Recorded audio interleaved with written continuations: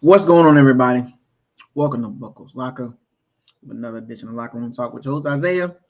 Coming to you again. Subscribe to the channel, like the channel, share all the videos. Don't forget to hit the notification bell icon to notify you all new videos that's posted on this channel. Shouts out to all the Pirates and Sea Bandits. I appreciate you coming on in here. I really do. So let's get it. We'll give everybody a chance to come on in here and gather their thoughts because we about to go through some film, some game film. Come on in. Come on in. I know. It stings. So much to go through. I'm gonna get through it though. But it's gonna take about an hour.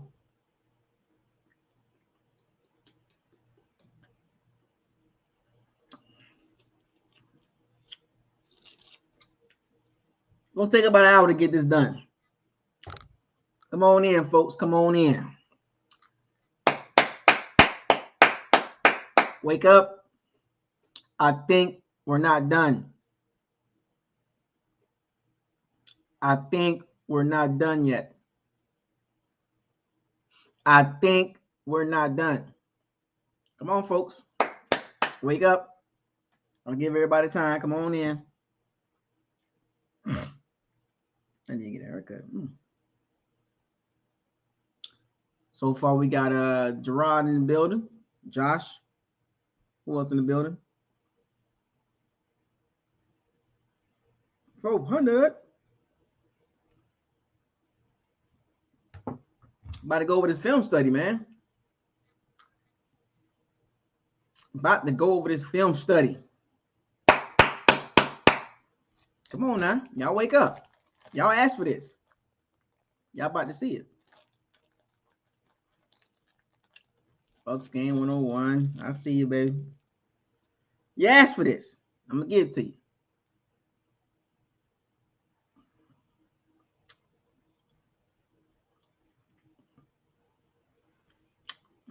Sal.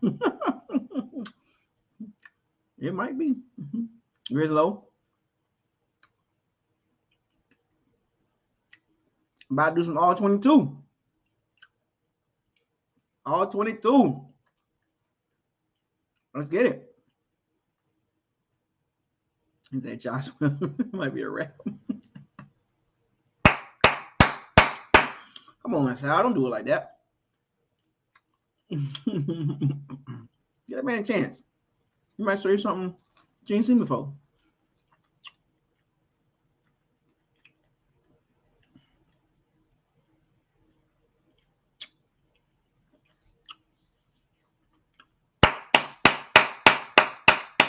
Cover 2 spy, what's up? Vlad, what's up? Here we go. We're about to get it in.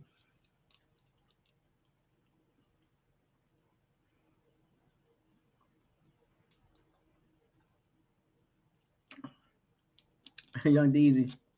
Young Deezy, baby.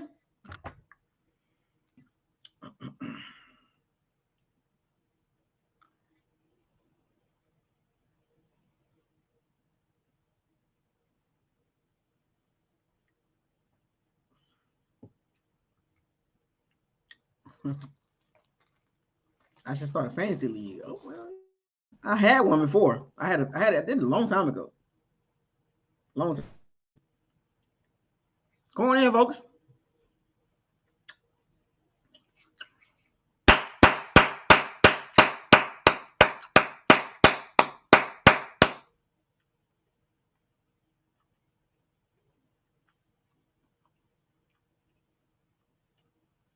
I'm going to go ahead and pull this up early.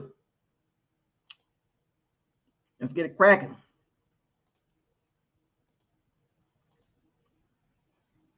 Let's get it cracking. Let's get this thing cracking. Early. Let's get it in. We about to get it in early. I ain't got time to be talking all night. Me and my gummy worms, my daughter gummy worms. Shout out to my daughter.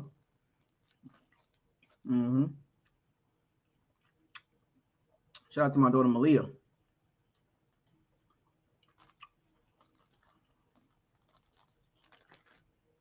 We about to start early.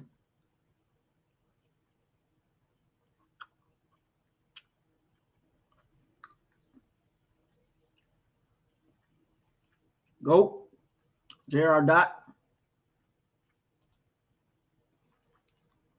Mm-hmm.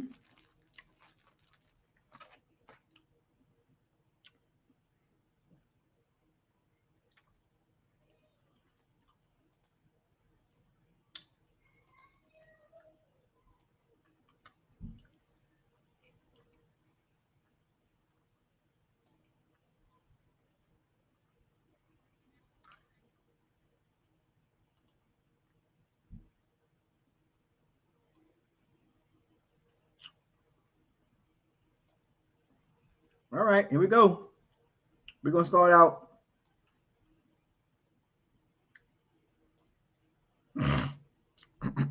Rip, Malik, what's up, man? I know it's sad. I know. Cheer up, man. Cheer up. I ain't starting until y'all ready. Y'all ready?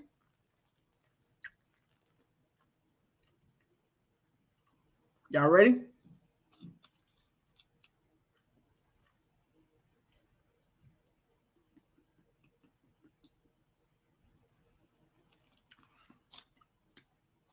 All right, here we go.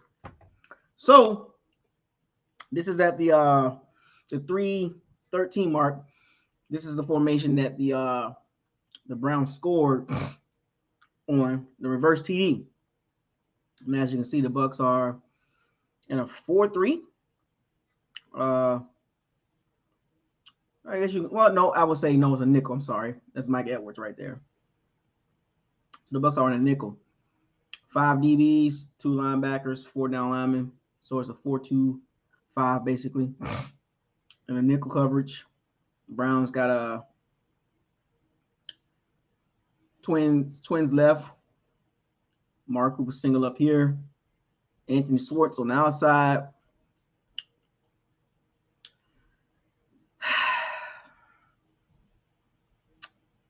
I didn't see this play. I didn't see the Browns run this before. As far as like, or they ran it before, but not like, a lot. We're gonna run through this for a second. We're gonna kind of break it down for a little bit. Let's see what we got here.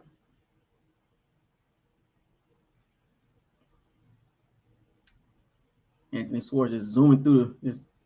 Man, I thought Devin White was faster than that. Well, as you can see, let's see what happens. Okay.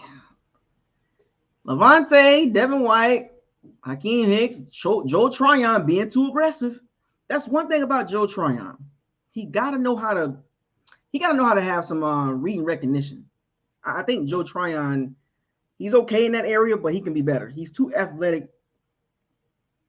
I think his ceiling is high, but this is an example of him just overreacting. Instead of just kind of like, if the ball's going away from you, just have the football feel to kind of just drift up here. Versus he came down hard because he was sold on the run. Pretty clear that he was sold on the run. Like, I'm not really too much mad at Hakeem Hicks. I'm not mad at Joe Tryon. Not mad at Levante White, but as Tryon, you got to keep outside containment. You got to be ready for the cutback, but he's holding that line so hard. King Cook, what's up? And he allowed this play to kind of get around him. See, look, he going too hard. Speed demon. Sometimes it's okay to be fast and be first to the ball and hustle, but sometimes you got to play with control. And Joe Tryon, as he gets better and gets more reps, and as he get more seasoned, he'll be more ready for these type of plays. And the Browns took advantage of this. I think the Browns did some good game planning. Kevin Stefanski, the game plan against this, they saw Tryon. He likes to come. What's up, Jonathan? Jason, what's up?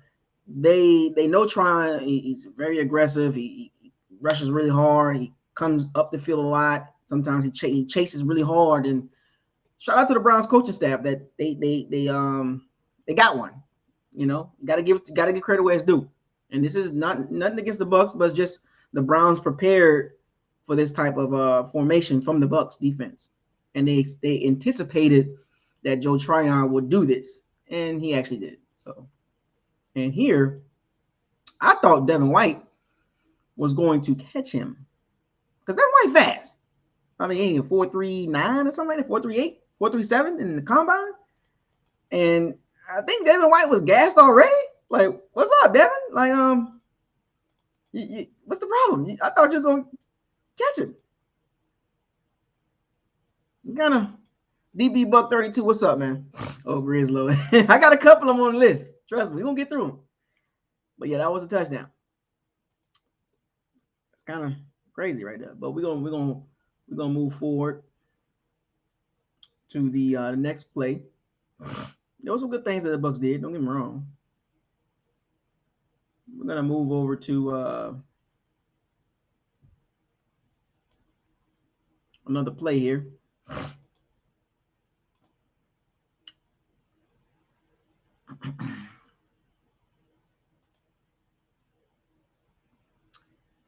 It's one of the plays. It was a 3rd and short. Rashad White getting the ball, and just the Bucs. Actually, the O-line wasn't what the O-line didn't do a great job, but Cole Kef just totally whiffed on this. The Browns instinctively saw this formation before, and he shot the gap. And Cole Kef was just he lined up too wide and off the ball. He was beat, as you can see. I mean, he's beat. And this was a 3rd and 1. And the Bucs been having this problem all season long with 3rd and 1s. 3rd and 1s, 3rd and 2s, even 3rd and 3s. They just don't know how to get them. They don't know what to do. And, you know, you got to be able to run the ball and get a yard at the end of the day. And I know we've called for this a lot, right? Why are you throwing the ball on 3rd and 1, right? And then someone was like, well, it's a reason why the Bucs throw the ball on 3rd and 1. They have a better chance throwing the ball, getting the first down, getting 1 yard than running the ball. But this is the NFL. If you can't line up and get 1 yard in situations like this, it's not a in dire need situation, but this is like a basic 3rd and 1. It's not a long 3rd and 1. I mean, actually, it's like 3rd and a half yard. And why don't they do quarterback sneaks? Danny, what's up, man? Why don't the Bucs do quarterback sneaks? This would have been a good quarterback sneak situation. They are against that for whatever reasons. I don't know. But there's no excuse that you can't get 1 yard. And look at Hainsley. Hainsley's done a solid. Here's the thing about the Bucs. What I've noticed about the Bucs O-line up to this point. The Bucs spend more time pass blocking, practicing than run blocking. Have we come to terms with that? I think they so geared up the pass block because they don't want to get screamed at. They don't want to get yelled at. They don't want to get belittled and berated. Like, they don't want to get embarrassed by Tom Brady. So they pass block their butts off. But they can't run the ball. They don't run block like they pass block. How you gonna be, a decent pass blocking team, but one of the worst run blocking offenses in the NFL? That don't make, what's up, Jason? That don't make no sense. You spend so much time pass blocking. Remember now, Brady is like number 1 in the NFL in pass attempts. So I think they've been, coached up to pass block like that. And don't get me wrong, the Bucs O-line is not a bad pass blocking O-line. Big Buck, what's up? But Bucs not a good run blocking team. They are a worse run blocking team than last year. And that's with Ali Marpet and Ryan Jensen. Ryan Jensen and Ali Marpet and Kappa, they were a lot better than this. This is why I forgot who said this, but I think it was Corey from Nashville. He was like, there's no big difference between last year O-line and this year O-line. Well, Corey from Nashville, I hate to tell you this, buddy, but there's a huge difference. The run blocking, the run game has gotten worse than last year, and it wasn't even good last year. There's no big difference between the O-line this year and last year. I mean, Hainsley and, Shaq Mason and Luke Gedeke, and then you put Everett in there and you put Cole Kick. It don't make a difference. Even with Everett in the game, or Leverett in the game, he hasn't made a really big difference in the run game. The run game's still bad. That's why that's all I was trying to tell y'all about that Seattle game. You guys got fooled, man. But I wasn't fooled.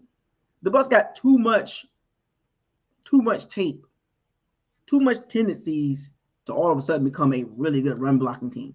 That ain't happening, folks. So at the end of the day, what's up, Big Buck? It's not happening.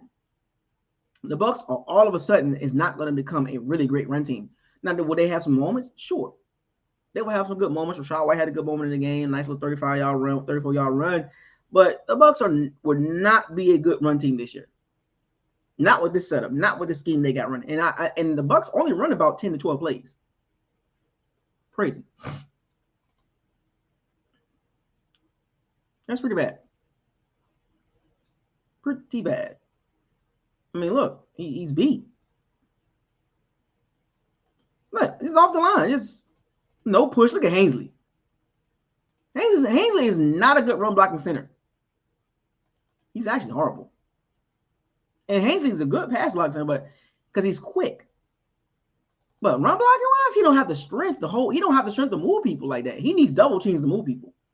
But Robert Haseley is weak. Look at Shaq Mason. Too little.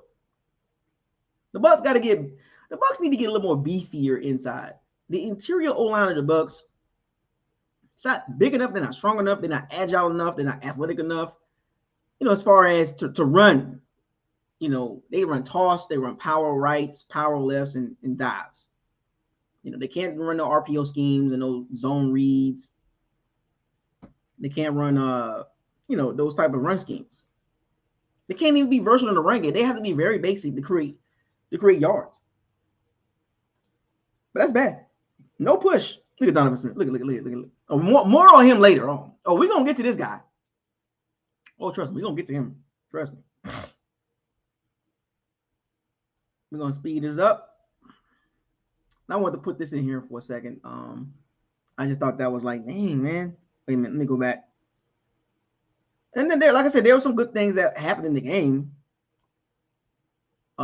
Like this kid, this was Bucs in I believe in a 2-minute offense, and this one Chris Godwin was cooking. And this was a good throw. This is what I'm saying. This is what I was telling about Tom Brady. Anticipation throws over the middle of the field, especially when he sees a open like this, he's going to make these throws. He's going to give you moments like this. I keep using this example. LeBron James giving you 39 points. Michael Jordan giving you 32. It's going to happen. He's going to make throws. He's going to make beautiful throws like this. And like I said, Brady's not playing really bad.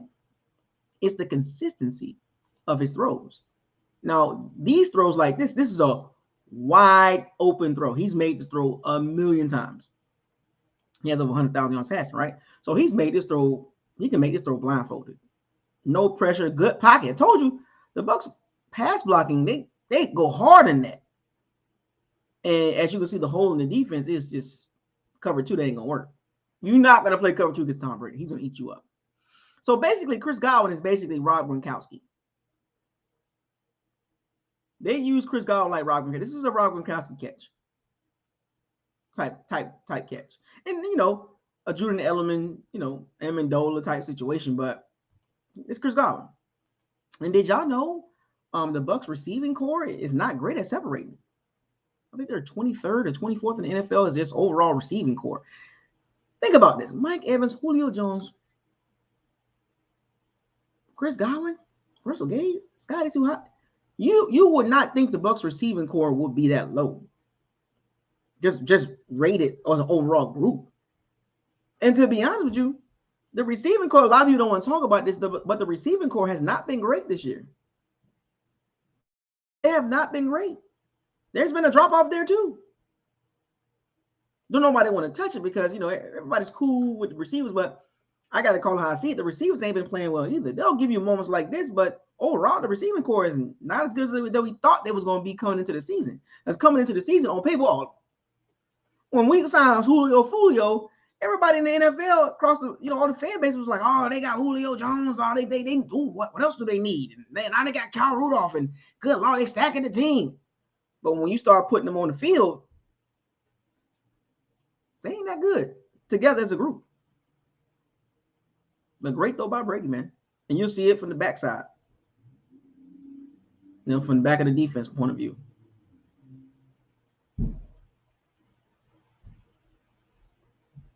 I mean, perfect. Zinging in there too, man. I mean, just great touch. But the Bucs just missing. Here's the thing I noticed about the Bucs as well. The Bucs don't have explosive receivers. They just don't. And great as Chris Godwin and Mike Evans has been over their years, and like I said, their better years. I'm not saying Mike Evans' better years are behind him. His better years was a couple years ago.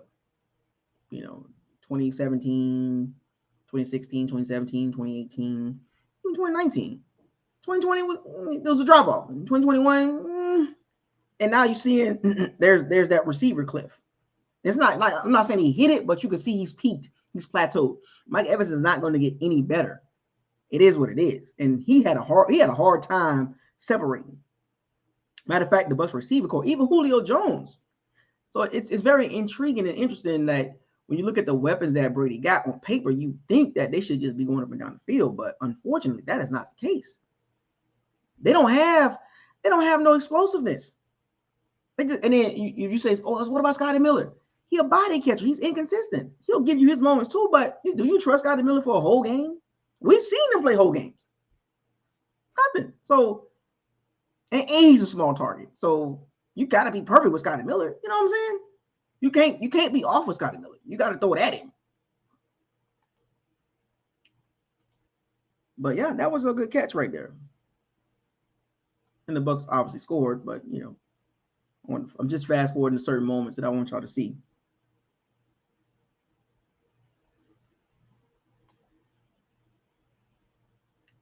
Okay. This is a sack, right? I want y'all to see the receiving core here. I want y'all to see what Brady was looking at. Look at this. Look. Is anybody open? Look.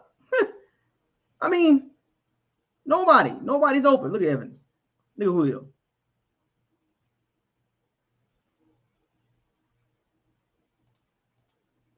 Look, nothing. Brady's standing there looking. He like, look at him. Nothing here. Nothing here. Nothing here because you got the linebacker sitting right here. I mean, just there's nothing there. And look at Rachaad White turned around thinking that Brady was going to run. Brady ain't going nowhere. Brady not running. Rachaad White's turning your head around and keep looking because he was looking at you. And he went to throw it to him, and Rachaad White wasn't ready. So he had to pull it down, and Jordan Elliott got the sack. This is an example right here why the Bucs receiving core is not great, folks. It's not as good as y'all thought it was going to be. And this is a team problem. This is not just a quarterback receiving problem. This is just a scheme. They all got issues. Brady, the receiving core, the offensive coordinator, the game plan. And they just don't have explosive receivers. There's nothing the Bucs can do. There's nothing the Bucs can do. It's nothing that they can do any different. Like what you see, folks, is what you're going to get for the rest of the season because it's just what it is. Even if Russell Gage come back, that's not going to have a huge uptick. This is the Bucs offense, and it's not explosive. And it ain't going to change. Byron Leftwich is too stubborn to make any adjustments. He's made slight adjustments, and at this point, it'll be hard to all of a sudden just clean slate. And the Bucs offense is not versatile enough to do that. Like there's offenses around the league that has, plan A, plan B offense, even a plan C offense. But the Bucs are literally just plan A. They have a plan A offense. Take it for what it is. Like, here, eat this. Like, no, I need some more seasoning. No, I'm not giving you more any seasoning. You either pay for this or leave. So if for all you Bucs fans out there that's screaming and hollering and Byron Leftwich this and Byron Leftwich that and Tom Brady this and Tom Brady that and Julio this and Chris Godwin this and why Scotty Miller out in there and Kevin Brady. This is what it is, folks. You either accept it or just turn your TV off. It's going to be hard to watch. Folks, we are 12 weeks into the season. What makes you think all of a sudden it's going to become an explosive offense? The sooner you accept the offense for what it is, and like I said, the Bucs will have their moments. They will have their moments where they look good. First drive, a certain hurry up, 2-minute drill. They'll look good. But from a standardized NFL offense, this is one of the worst. Do not let the completions fool you, the passing attempts, or Brady top 10 in yards. Reasoning being is he throws the ball a lot. So you're going to be top 10 in any quarterback in this offense will be top 10 in yards because you throw the ball 70% of the time. So when people get caught up into that 3,000 yards, he's top 5 in yards, top 10 in yards, top 7 in yards, whatever. Yeah, because he's number 1 in attempts. You think, and then on top of that, being number 1 in attempts, and then Brady's accurate, so he's going to complete a lot of balls. So I think he's number 1 in completions too. But if you do a chart, and I don't have the breakdown of the chart, but go look at Brady's completion chart. Go look at the 20+ yard throws versus the 0 to 5 or 0 to 10 yard throws. Go look at the 0. Matter of fact, the 0 to 7 yard throws. Tons of throws right there. Tons of them. Any quarterback in this bland, weak, generic offense would be top 10 in yards. We'll be number 1 in completions. We'll be number 1 in attempts because those are easy, safe throws. In this game, there was a lot of throws that Brady just couldn't make. He don't have the consistency. It's not saying he can't do it. He just don't have the consistency anymore. And some of those throws, it was like he just 45. Don't get mad at me. I'm just giving y'all a breakdown. I'm just telling y'all from a football perspective. And I know some of y'all ain't gonna like it, but it's the cold-hearted truth, whether you like it or not. So we're gonna get to another play. Like I said, I'm at peace. I think a lot of Bucs fans are not at peace with the offense. They just keep thinking, they keep hoping, and then you still got the Gronkowski, the Gronkowski people out there, and I think those are more New England fans than Bucs fans. Gronkowski caught some balls over here, and he's coming back. And remember, some of y'all said, he's coming back in November. Now November's pretty much over with. He's still not back. I told y'all, take it for face value. Oh, Gronkowski gonna come back. You know what I'm saying? No. At this point, why is he coming back at this point? If anything, if he was gonna come back, probably would have been in November. Hey, Bucs fans, those of you that think Gronkowski's gonna come back, it's the same. Like if he comes back, great, whatever, But I'm not putting no stock in that. I'm not putting no money in that. I have the same level of confidence that Gronk is going to come back as in Sue was supposed to come back to the Bucs, and Sue is with the Philadelphia Eagles. Told y'all, man, like you got to learn how to accept things for what it is. I told y'all, I'm gonna keep telling y'all this. Take things face value until something changes. So here we go. This is a good play. Good play design. I formation. Play action. Play action. Something that the Bucs just don't like doing. But I understand why, because you want to catch the defense off guard. And they use these formations periodically or randomly. They're not consistent enough with lining Cole Kef up in front of Rachaad White or in front of Leonard Fournette. They like to put him off tackle, put him in motion. Sometimes just put him in an H-back, fullback role. Give the threat of a run. And this is exactly what happens. Look at 28. You think it's a run.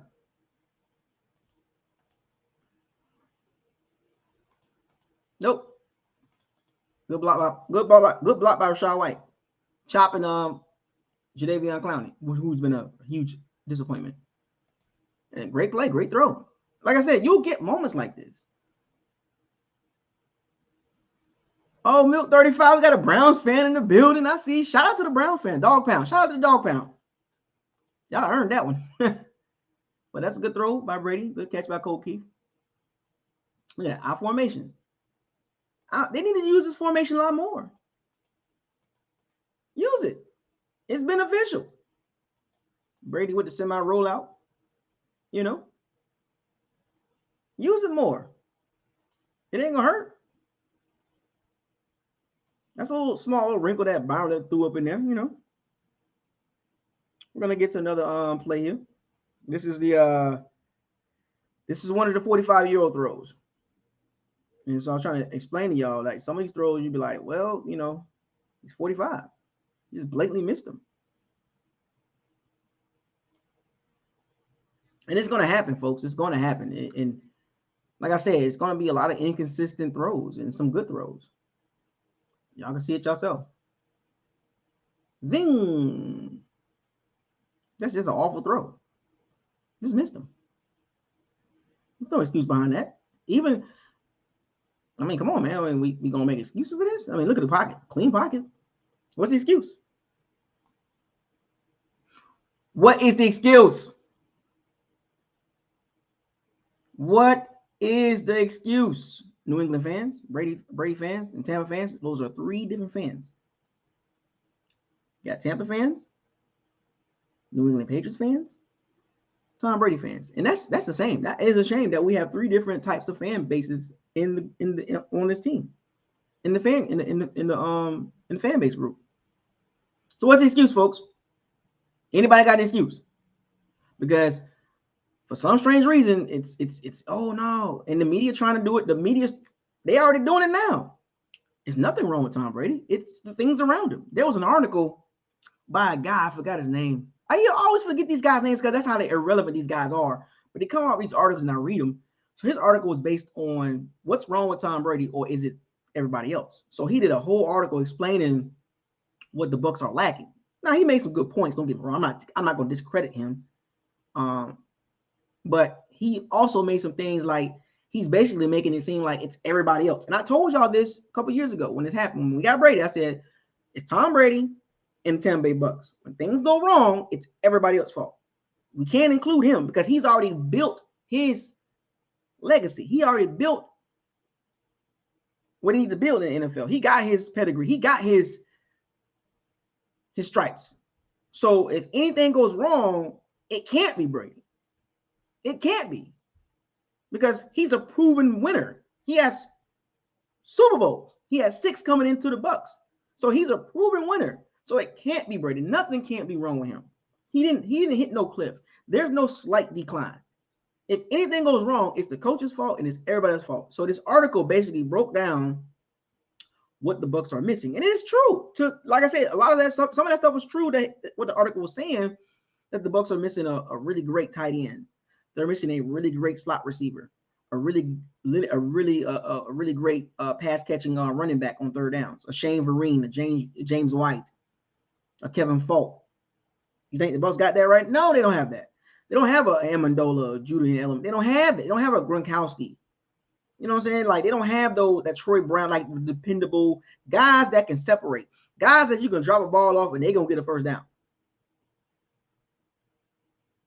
You know. They don't have that.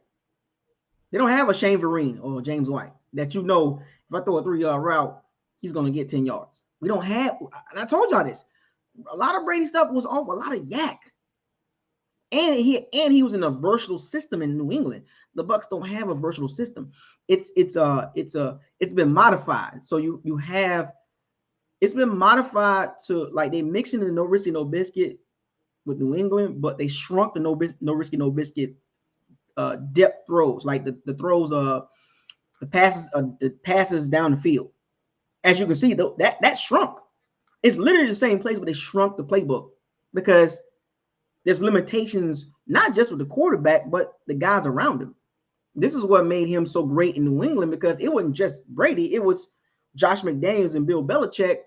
They were able to game plan per week. The Bucs don't game plan per week. They just, this is the install and we're gonna run with this.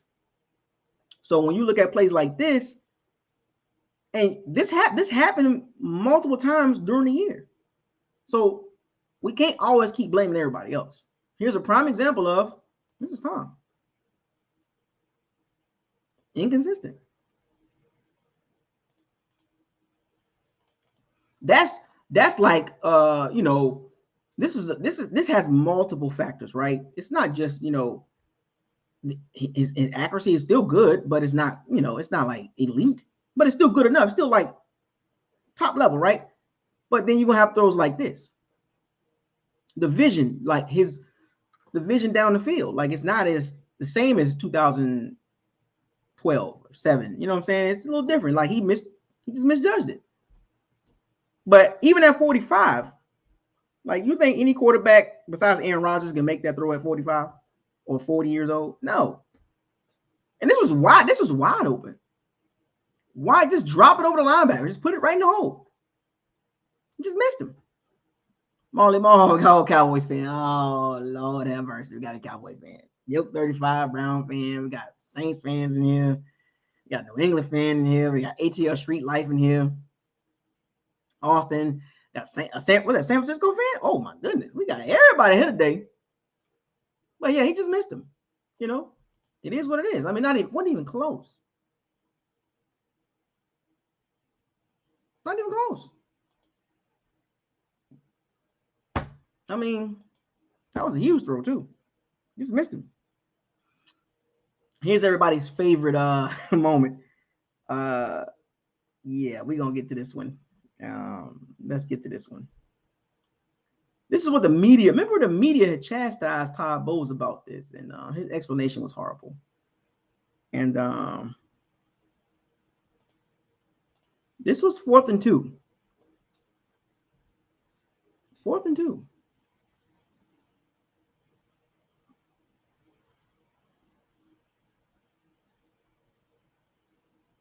I mean, you can tell Brady was frustrated.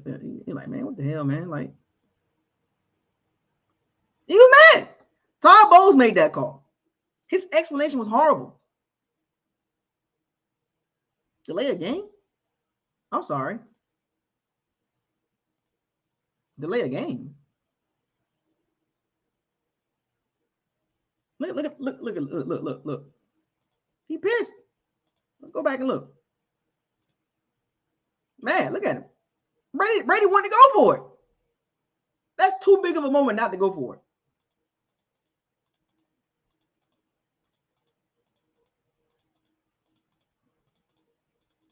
Look, Brady like, man, what is this? And the media has been chastising Bowles about this decision. His explanation is horrible. This is what I was telling y'all, man. The Bucs are a mentally fragile team. There is a disconnect here.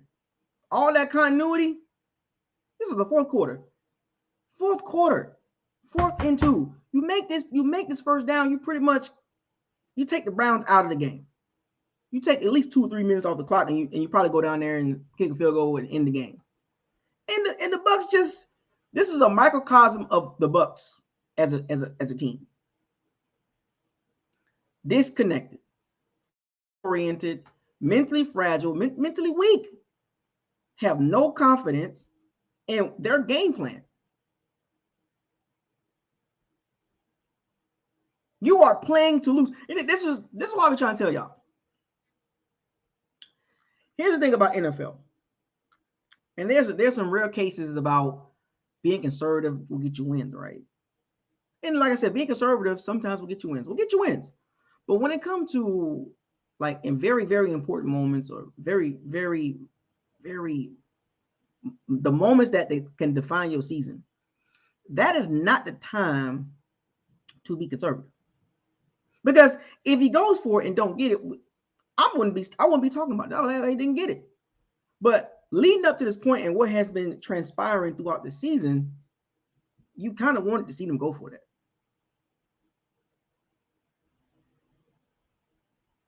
You understand what I'm saying? You kind of wanted to see Bowles just make a statement. This is one of those moments in the season that you can go back to and be like, man, we needed that win.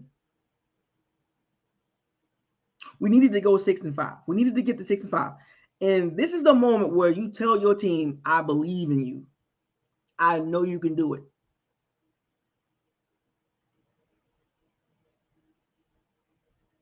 Because what this tells the team, it tells the team that the coach don't believe in them. This was a Todd Bowles decision. The team is a representative of the head coach. The team on the field is a representation of who's on the sideline. And who we got on the sideline? Todd Bowles, ultra conservative. And so I'm trying to tell y'all, this is why the Josh Allens, the Mahomes, and the Joe Burrow, and down the road maybe Justin Herbert, these quarterbacks, their coaches are going to take chance. John Harbaugh with Lamar Jackson. You got to be risky. Being conservative will get you in a situation like the Saints with Andy Dalton. Or Tannehill, Kirk Cousins, Dak Prescott. Yeah, they winning, but you get my point. Because when those crunch time moments come, who do you trust, Todd Bowles or Tom Brady? This is all I'm trying to tell y'all. Tom Brady is the assistant head coach, the assistant OC, the assistant GM.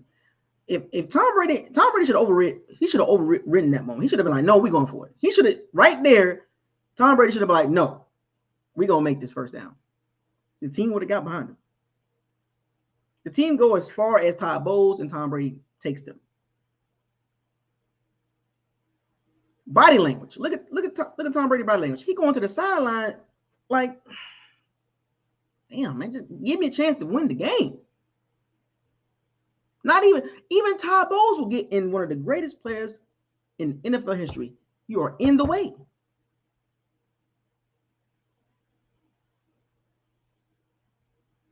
So you mean to tell me in this situation, you call punt on the Brown? The analytics showed you go for that. The chances of you getting that first down is pretty good. You mean to tell me you ain't got one play that you think that Byron Leftwich can call that can get 2 yards? You can't get Chris Godwin open? Or some type Julio? You mean to tell me you can't trust Tom Brady arm to get you 2 yards? Todd Bowles has taken a lot of heat, folks. He's getting ice grilled. Go listen to the press conference after the game. Ooh, and he's so monotone. From local media to articles to big network, big media, bruh. There's no excuse. Out excuse. Was he like? Are you just that inept as a head coach, man? You're doing the same thing you did with the Bucs as you did with the Jets. Bruh. We thought you changed. The Glazers gave him a 5-year deal. Bruce Arians said, hire Todd Bowles. I'm gonna be real with y'all. If I might be wrong about this, but I'm just gonna tell y'all this in my opinion. I believe if Byron Leftwich was the head coach, he'd win for that. I'm just saying. In that situation, I think if Byron Leftwich was the head coach, Byron going for that. He gonna trust in his quarterback to get that first down. Todd Bowles, I told y'all, huge drop off between Arians and Todd Bowles. As much as Arians be running his mouth and he being his awkwardness and all this and his ridiculous stuff, it's not even close. This is Todd Bowles' last chance as a head coach. And he's screwing it up. I had to spend a lot of time on that moment right there. You basically gave the game away right here. It's crazy how football works. There's always a point in time in the game when the game is this close or this magnitude with this much on the line. In these type of games, there's always 1 or 2, maybe 3 moments in the game that you can just go back to and be like, well, that's the reason why they lost. This is a prime example of, at this point, Changed the game. That's like the Mark Ingram fumble when Saints was driving and the Bucs made him fumble. The game changed. There's always a point in time that you can go back to and say, yep, there it is right there. That's it right there, folks. That moment. There it is. That moment. Sad, man. I wonder, Carlton Davis, man. I was watching him throughout the game. Carlton Davis, man. He was getting.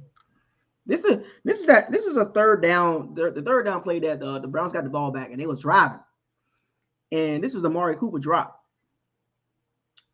Go look at Carlton Davis right here.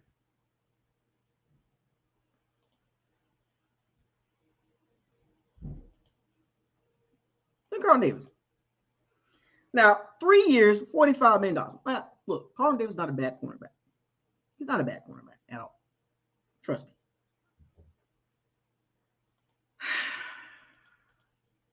me. Fam. I mean,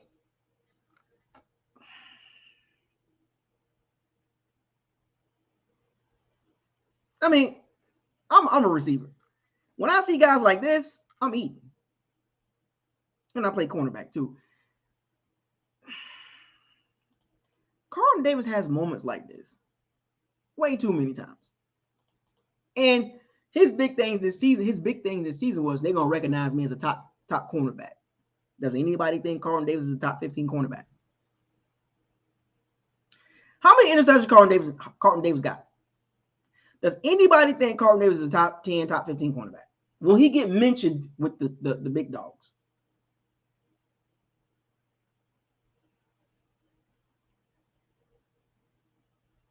Remember, coming into the season, Carlton Davis was like, yeah, they're going to feel me, grave digger, I'm that dude. Bruh, you ain't that dude. You okay. Don't get me wrong. Don't get me wrong. You okay. But you ain't that guy. You got cooked. If Amari Cooper catches his ball, they score. This not even close. Carlton Davis is not that dude, bro. Average cornerback. I'm going to continue to say that. But he got paid, though. Average cornerback. There are several younger guys that's better than him. Yes, somebody said it. So I would take several young corners over Carlton Davis. I'll take a J.C. Horn. I'll take a Sauce Gardner. I'll take a Derek Stingley. Patrick Surtain. All day, every day. Those are 4 young guys. I'll take a Trayvon Diggs. Don't get mad at me.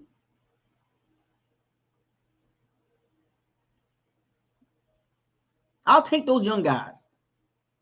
I will take them young guys in a heartbeat over Carlton Davis. If I can give Carlton Davis to somebody, I will do that and take the young guy. Robert McCreary, Tennessee guy, young guy from Auburn. Byron Murphy, give me him. Asante Samuel Jr., give me him. I'm going to take these young guys over Carlton Davis. Period. There is no way you can convince me he's better than those guys. No, they are younger. Those guys are younger, and they got better technique, better skill set. Yeah, give me Woodland from Seattle. Give me that cornerback, the 6'4", 215-pound guy. Give me that guy. And I'm not trying to, he's bashing Carlton Davis. I just said it. Carlton Davis is not a bad cornerback, but there's several young guys that I would take right now over that Carlton Davis contract. That's why you got to be careful with these contracts. Jason Light just got to be careful with these contracts because we're not paying guys to make, random plays. We want you to make the big plays. Jaire Alexander, he's not better than that. We paying Carlton Davis to make plays in the very, very important moments. That's how you get your money. It's a 60-minute game, but there's key moments in the game that you just gotta be the guy. Give me a Denzel Ward over Carlton Davis. I just named what, 9 or 10 young guys. We ain't even got to the Xavier Howards or the Marshawn Lattimore. I think Patrick Peterson playing way better than Carlton Davis. The Marlon Humphrey. We ain't even got to the other cornerbacks, Xavier Howard.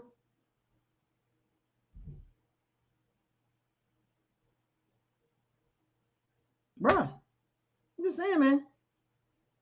Pay attention, folks. And I told y'all, Carlton Davis is in the middle of the pack. He's in the middle of the pack. Stephon Gilmore, yeah. He's in the middle of the pack. He's a middle of the pack cornerback that got paid. That's exactly what he is. A Kenny Moore. He's not better than Kenny Moore. No. Now we getting into the veterans. I think James Bradbury better than Carlton Davis. Have you seen James Bradbury playing very well? I think Carlton Davis would be a pretty good safety. I really do. Jamel Dean's the best cornerback, by the way. And I don't know if we're going to pay him. So, let's get to it. Zing. Look at the separation. Look at the separation. Bruh. Boy. Jamel Dean is our best cornerback, but I don't know if we can afford him. Here's another throw. The Brady to Evans combination was pretty bad. This game, what's up, William? Josh, what's up, man?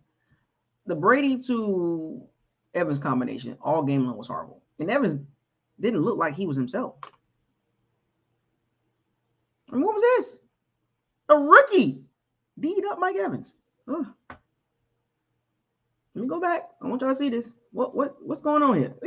What he try to stutter a fake out to the left and then try to turn up a hitch and go or something? What is this? He ain't got the speed for this. He ain't got the speed. Evans trying to do one of these. As a receiver, you stack the corner, you push hard. And when you're trying to do a double move to get up the field, you got to sell it. But you got to have the agility, the twitchy muscles to do that. You can't have a lumbering 6'4", 6'5", 230, 40-pound guy in his late 20s trying to do this. You got to be out your break. You got to be out your break. You got to be bang, bang. Evans like this. Bruh. And Evans is not known to be a great route runner, especially on short to intermediate passes. That's why you don't see Evans getting a lot of slants. Have y'all noticed that? Have you noticed Mike Evans don't get a lot of slants? Hitch routes, curls, because he don't separate good. And look at this is a prime example of look at the separation. Look at all the receivers. Look at the separation. This is where the throw should have went. The throw should have went right here. This was open here, Brady. Here, not here. Chris Godwin open for the first down. Game time. Game, set, match. Right here. Godwin gonna win against this guy all day long, number 31. But Brady decides to throw the ball to Mike Evans that hasn't done anything pretty much up until this point at all. And I don't know what is he doing here. What is this?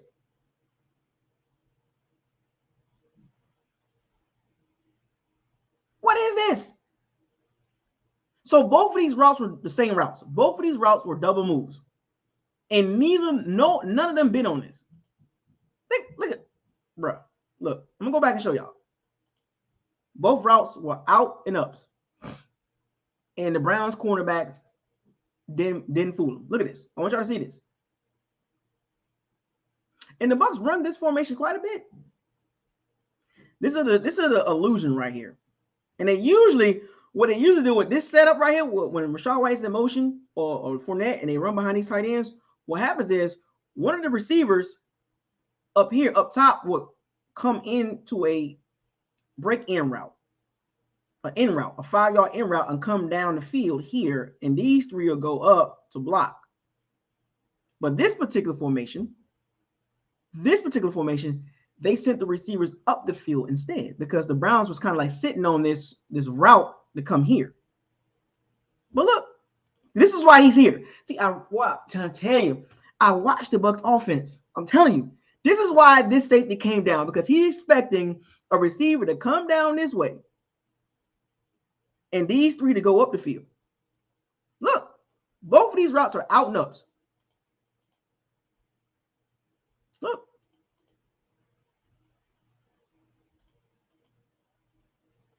Look at the separation, folks. The reason why Godwin didn't get that throw is because that wasn't an out route.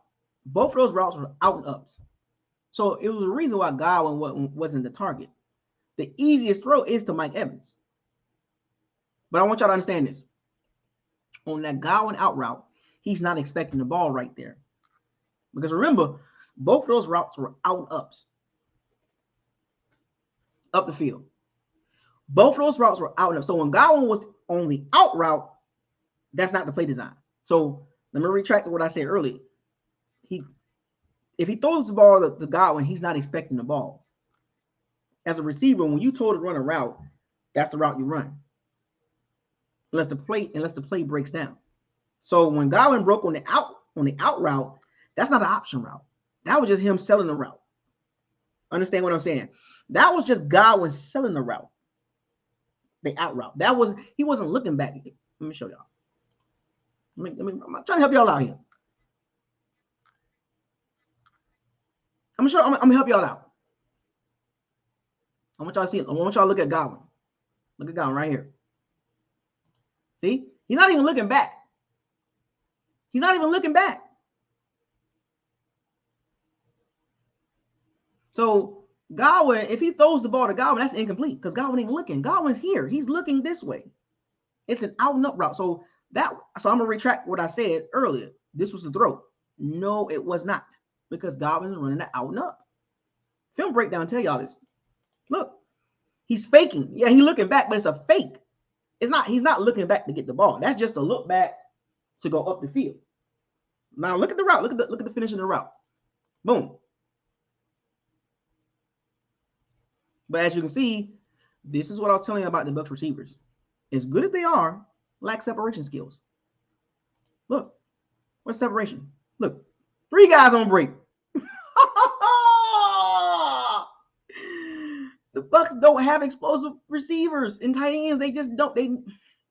I hate to say all this, but trenches do matter, and I'm going to stick with that. But the Bucs need some explosive players on offense. I'm telling y'all. The more and more games y'all watch, the more and more I'm just trying to tell y'all.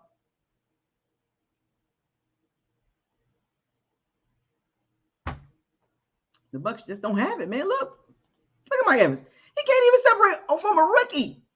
That Emerson dude, he was on Evans the whole game. And look at the throw. Bruh.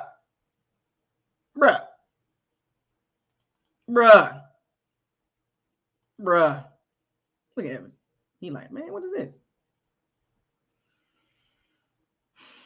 But it's folks, like, this is our offense, man. Whether you like it or not. Like, look, man, like, the pocket was fine. I don't know what the rush was, but I don't know why Brady rushed that throw, but I don't know why he was so giddy to throw that ball. Look at this. What is that? What is that? What? Man, these two was awful all game long, bro. Look at the rookie playing with swag. That's how you guard somebody, Carlton Davis. Play with some swag. I'm gonna show you something else too.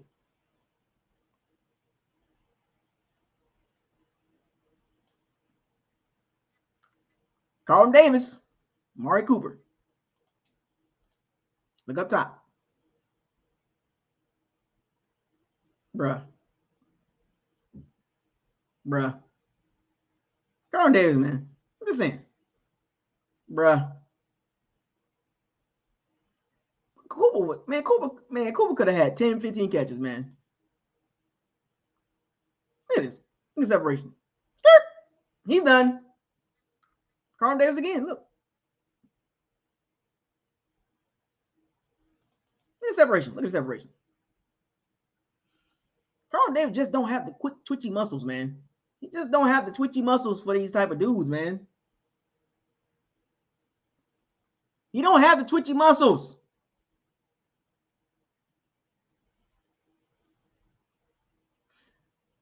Do the Bucs play? Do they pay Jamel Dean? So that means you're going to have Jamel Dean under contract, big contract, and you're going to have Carl Davis on a big contract. And then you got to pay Antoine Fitzgerald.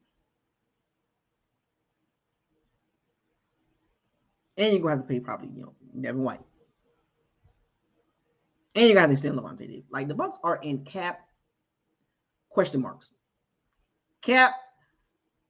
The Bucs are looking like the Saints when it comes to the cap.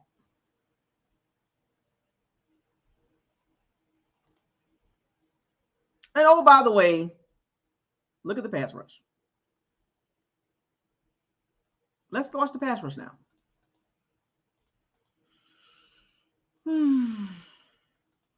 Look, where is the pass rush? Mr. Everything Bucs, what's up, man? Where is the pass rush?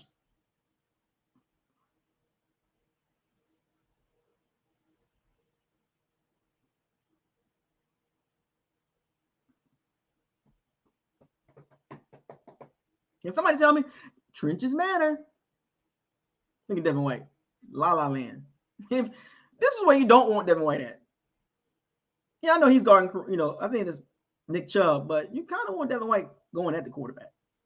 Because I'm just saying, and Devin White thought he was going to throw the ball here because the way he reacted.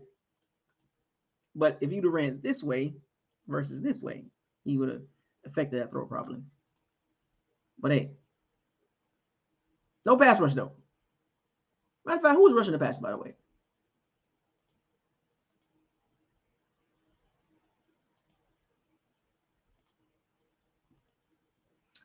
Logan Hall, Anthony Nelson, Vita Vea, and Joe Tryon.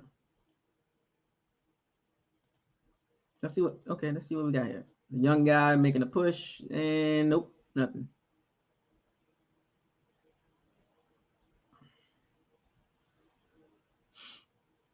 This is technically a 3-man route out here. And you got 2 checkdowns. This was a great play call because they expected Amari Cooper to beat Carlton Davis. And he did easily. Bing. Boy, it's bad, folks. Look at the Bucs pass rush. Look at this. Trenches matter, folks. Trenches matter.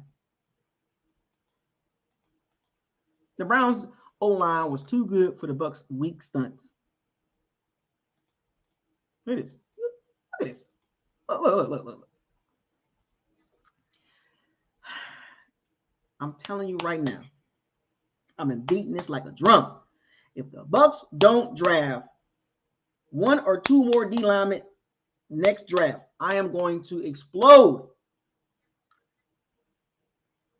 I am going to freaking explode. I am sick and tired of seeing in key moments that we just don't have the Philadelphia D-line or the 49ers D-line or the Bengals D-line, even the Rams D-line when it was healthy. Chicago Bears D-line when they had Quinn and Mack. I am even the Jets D-line, the Giants D-line. I am so sick. Even the Cowboys D-line. I am so sick and tired of moments like this. Just can't get there before. Just can't do it. Trenches matter. I'm going to beat it like a drum. The Bucs better draft 1 or 2 D linemen next year. Get one in the draft and then 1 young guy in the free agency. Get 1, 2 of them. Because that way you don't have to blitz all the freaking time. But when you don't blitz, this is what happens. When you don't send 5, 70% of the time the Bucs get blocked.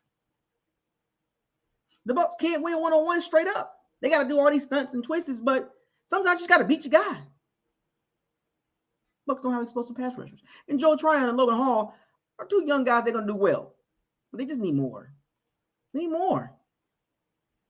I'm going to explode next year. I'm telling you. I'm going to be beating. I'm telling you, wherever the Bucs picking, I'm going to be like screaming, D-line. D-line. You hear me? Telling y'all, man. Don't listen to me. I've been beating this drum for the last several years. Y'all don't listen to me. Y'all just think I'll be up here just talking. Until you start seeing no moments of like, damn, we ain't getting back there.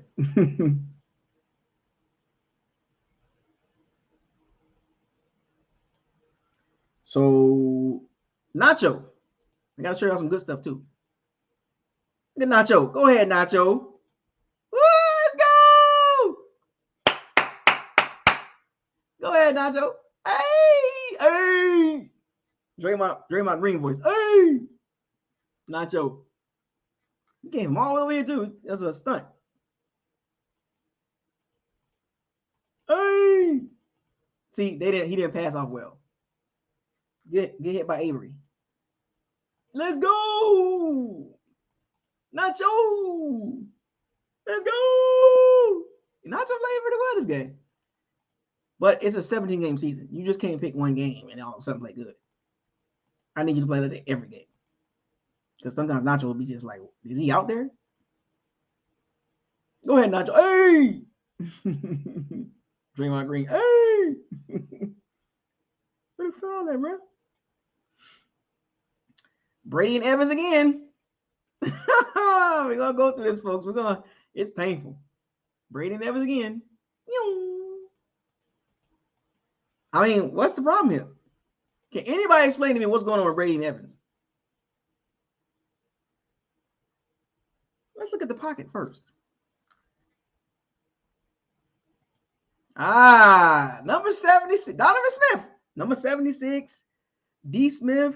Number 76, the guy that played left tackle, whatever you want to call him. I'm just saying. I told y'all about this dude. The chickens have come to correct. I'm trying to tell y'all. I've been trying to tell y'all about Donovan Smith for years. I am so happy y'all get to see this, even with Tom Brady.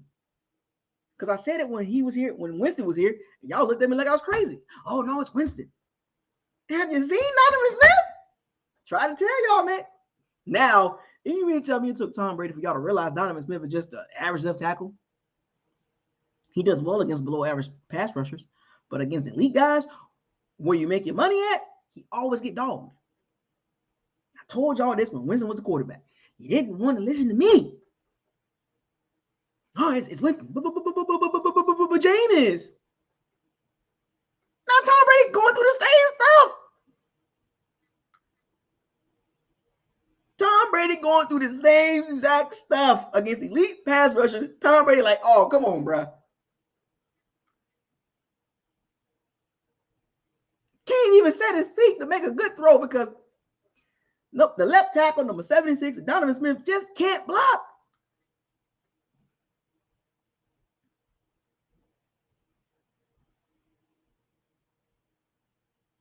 This been going on since 2016, 17, 18, 19. But y'all didn't want to listen to me. He had one good year when he decided to block, and that was 2020. 2021, he went back to what he was. Remember what I told y'all when y'all brought up, well, Brady's one of the most least sacked quarterbacks. You want to know why?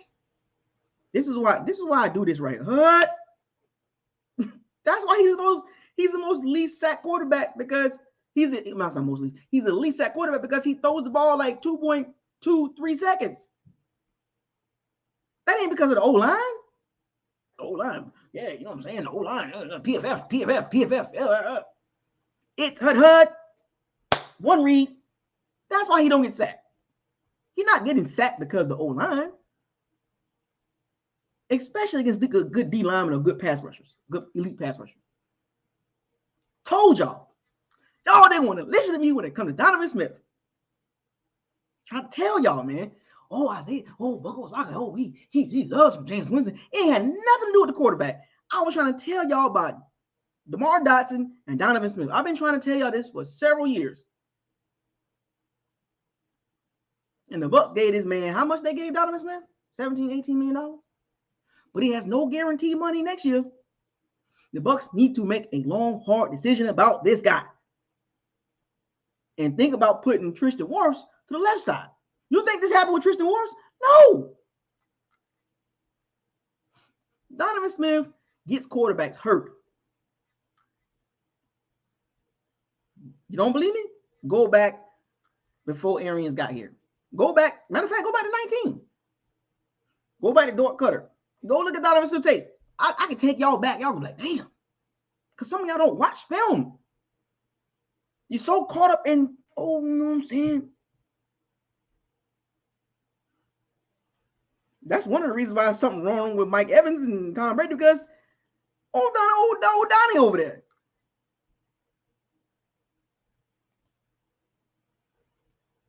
Try to tell y'all, man. Y'all ain't want to listen to me. One-on-one. Can't do it. Play action. Nope. Evans ain't even out his break yet.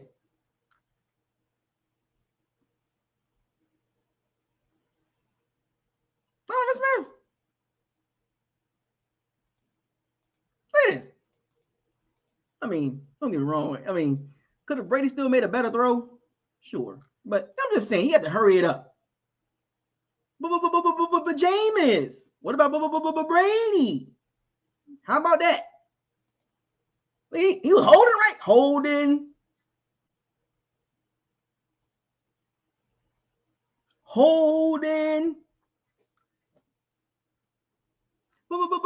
Brady. No, Donovan Smith. This is what I was going back. I was telling you about the article. The Bucs got a lot of flaws. Brady covered it up in 2020. You know, the AB, the Gronkowski situation. Those were the two main reasons why the Bucs were able to win the Super Bowl.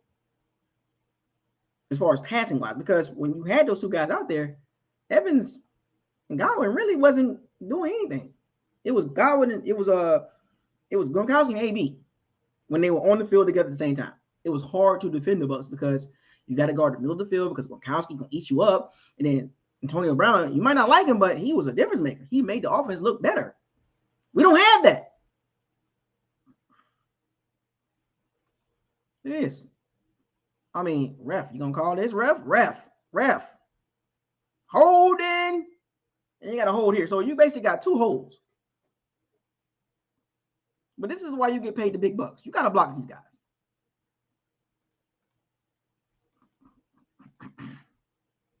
And, you know, here's the thing about this read. Like, I know somebody brought this up, but look what Brady looks one way. Like, he was already looking over there. Like, I hate to tell y'all this.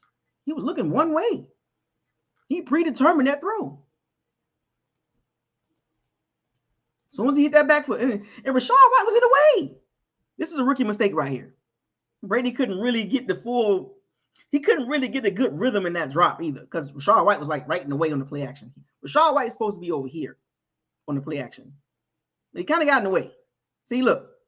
So he couldn't get that back foot all the way back to step up in the pocket. Kind of got in the way through the time. So there's a few things going on with this play. So you got a holding call right here, right? They didn't call that. They got a holding call here. They didn't call that. And then you got Rachaad White. What is he doing right in the air, man? Rachaad, come on, bro.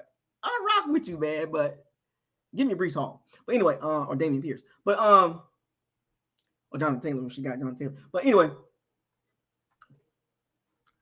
Rachaad White cool with me. I'm just naming a couple running backs that the Bucs probably should have got. But anyway, bruh. Look at Rachaad White. He's literally in the air, in Brady's way. Look. He like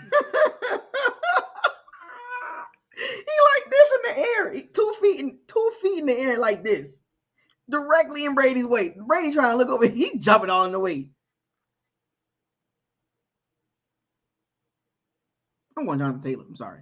Give me Jonathan Taylor. The Bucs probably should have got him. Oh, we thought Jonathan Taylor, we thought he was really good. And you know what I'm saying? Well, you should have got him. Huh? What's that little thing when they be like, what's that video when that song come on in the background? He be like, I'm a customer at Bed Bath and Beyond, and why don't you go get your manager? Why not? You know what I'm saying? You should have. So it's like, should the Bucs have drafted the running back? Yes, they should have. Dalvin Cook, you ever heard of him? Jonathan Taylor, you ever heard of him? J.K. Dobbs, how about him? How about Damian Pierce or Breece Hall? Just saying. But yeah, so it's just a rookie mistake. It's a rookie mistake, that's all. And he comes down on his foot, and Brady's trying to look this way. He like, dude, what you doing, fam? Like,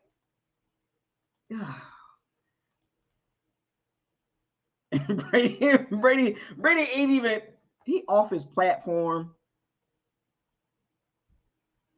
Look at this.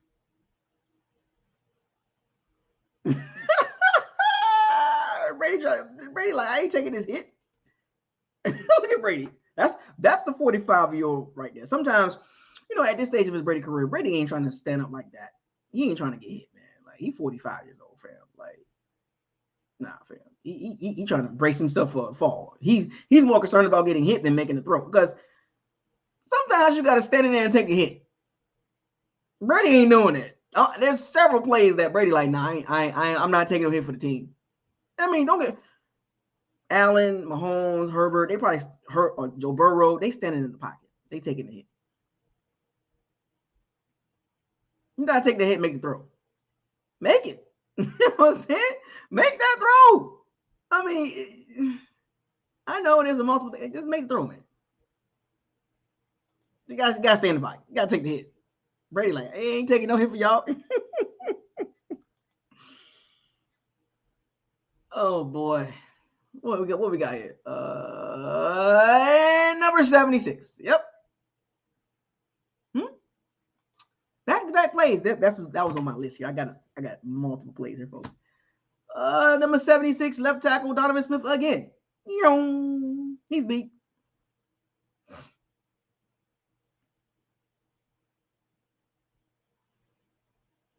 What's up, Jay? RJ. Look at this. Bruh.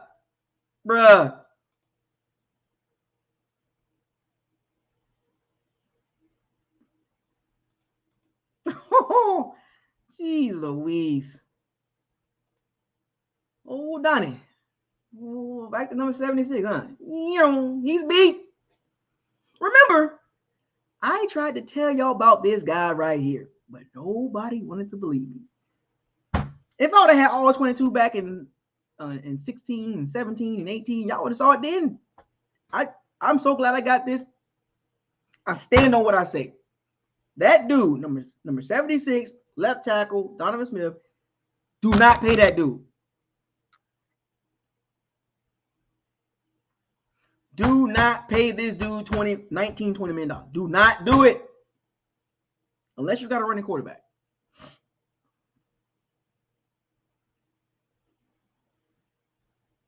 Unless you got a running quarterback, do not pay this dude. Look at Tristan Wirfs. It's a rare occasion. Brady can't even get to his drop. He like, God dang it. Look at Leverett. Nick Leverett. What you doing over here, man? They got 3 guys blocking 2 guys and leaving him one-on-one. Bruh.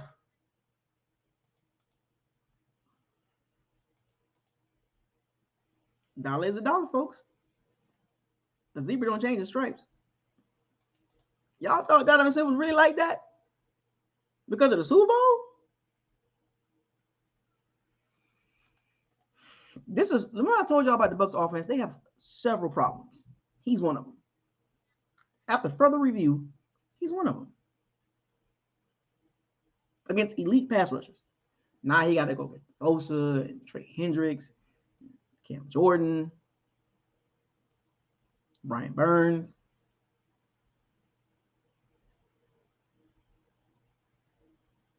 Got any faith in number 76? Now you got Joe Haig, Josh Wells. I'm sorry, Josh Wells. Yeah, all right. Let's look at the routes.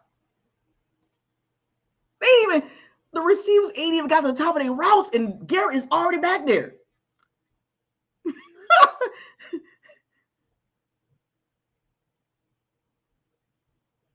The receivers ain't got to the top of their routes, and Garrett is damn near at Brady.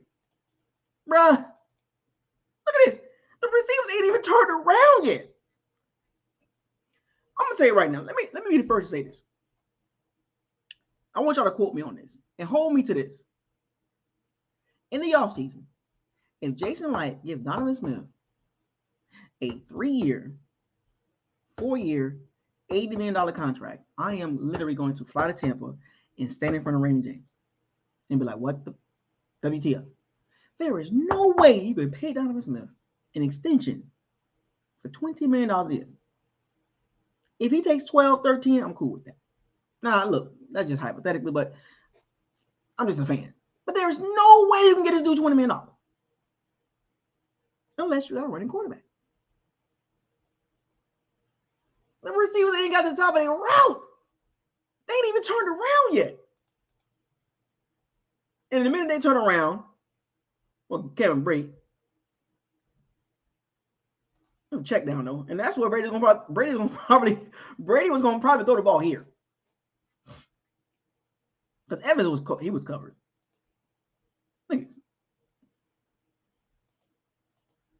Oh, Donovan Smith, boy, try to tell y'all, man. What a shame. What a shame. Pew. What a shame. And Tristan Wirfs got beat too, like a drum. Look at Brady like, man, y'all tripping, man. Brady ain't trying to take no hits, man. Any Brady like, ah.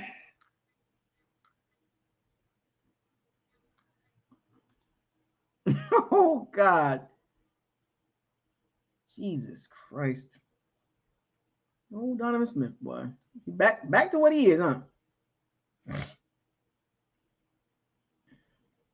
Try to tell y'all, man. Y'all ain't want to listen to me.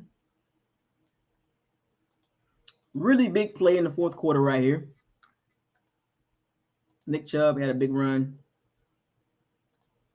Ooh, oh boy. You know, let me tell y'all something about this picture right here. I rocks with Antoine Winfield Jr. all day, every day. I got his jersey, so I rock with him.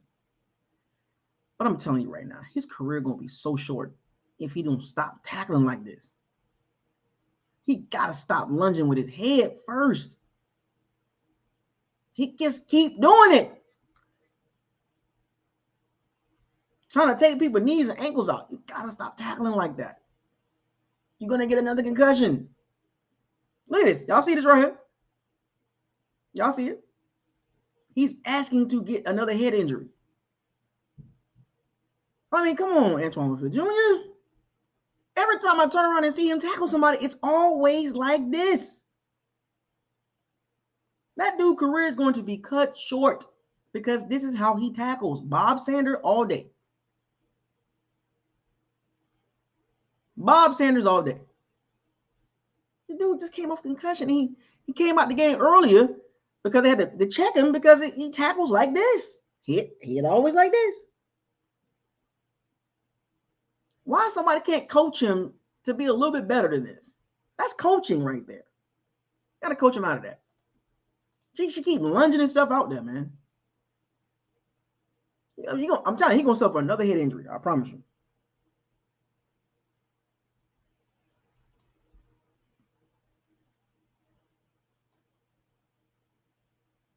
Oh, this is a fun play right here. Fourth down. Oh, good old Devin White. It had to be, out of all players, it had to be on Devin White. Out of all the freaking players on the field, this play had to be on Devin White. You mean to tell me the football gods drew this up just like this? You mean to tell me on fourth down, This touchdown catch to tie the game had to be on Devin White. It couldn't be on nobody else but Devin White. Hell of a catch. Hell of a catch. And he's so see, Devin White, he's so uncomfortable covering people. He's just uncomfortable. He's uncomfortable. Now, the catch was a hell of a catch. One hand. If you throw this ball 100 times, probably makes that catch 1 or 2 times. That's the odds of him catching that. Look at this. He had to stretch to get that ball. He couldn't get his other hand up there. Devin White like a midget. Midget. Too little. Head tap. Head tap. But yeah, that's just bad, man. Out of all the plays, man. But yeah, had to be on Devin White. Golly, man. Why they just couldn't put nobody else on him? I mean, God dang, man. Out of all people, had to be Devin White. That was 4th down, right? That was 4th down.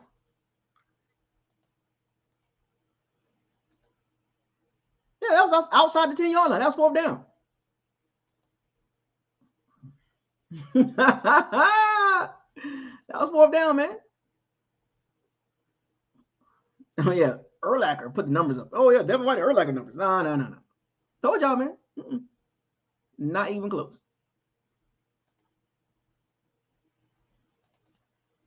Ooh, wee.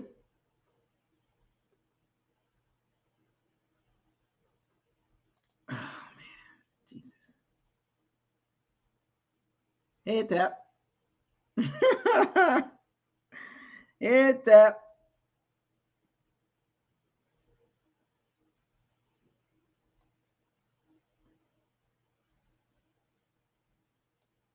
Yeah, this is the 4th down or 4th quarter, 17-17. The Bucs are driving the ball. This is where the timeout situation came in play. Now, he was talking about interceptions and all this, but this was a risky throw by Tom Brady. It should have been picked. Should have, but it wasn't. But he made the throw. And this is where the timeouts, he didn't call timeouts. He did that was weird. That's weird. Like, dude, like coaching, bro.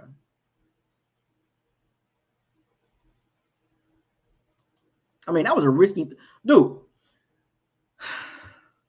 Now let's replay this right here. Look at this throw. It was a dime, but Denzel Ward should have picked this off. I mean, come on, fam. You got to jump and get that. That was a crazy throw by. See that, but here's the thing about making risky throws, because when you get them, this is what happens. Josh Allen do it, Patrick Mahomes do it. They all make risky throws, and sometimes it works. But a timeout situation, that was awkward.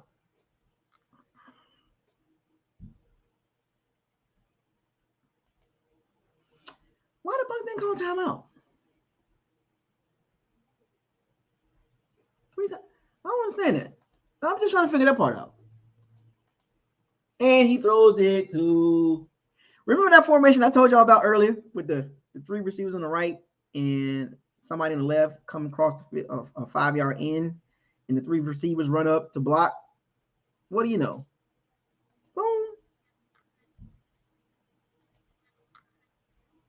I called it, folks.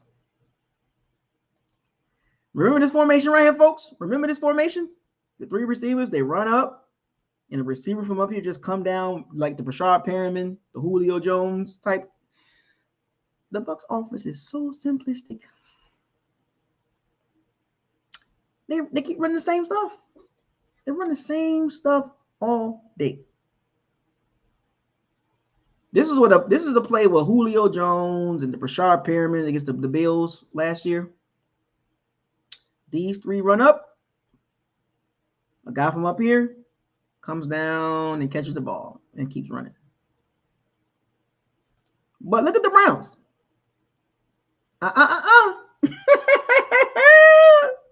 The Browns was not having that. They're like, we know what you're doing. We know exactly what you're doing. 3 guys. 3, and Brady still threw it. Still threw the ball to Cameron Brady. Predetermined throw. He wasn't looking nowhere else to get some cheap yards. And the pocket was just fine. You mean to tell me Tom Brady still threw the ball? You mean to tell me you couldn't just wait it out? You couldn't maybe probably scramble to get some yards? See, a running quarterback would have probably scrambled. I mean, look. I mean, come on, fam. I mean, you can dump it out here. You can. I mean, what you doing? I mean, the pocket was fine. What's the problem? What is it? Why are you forcing the ball into triple coverage or to double coverage? What are you doing, Tom? As great as Tom is, this season has been so awkward because he's been very consistent in a lot of the games, but then there's certain parts of the game is like, why?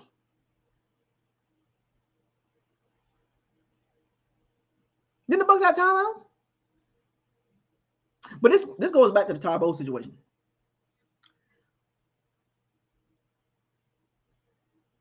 You had 3 timeouts.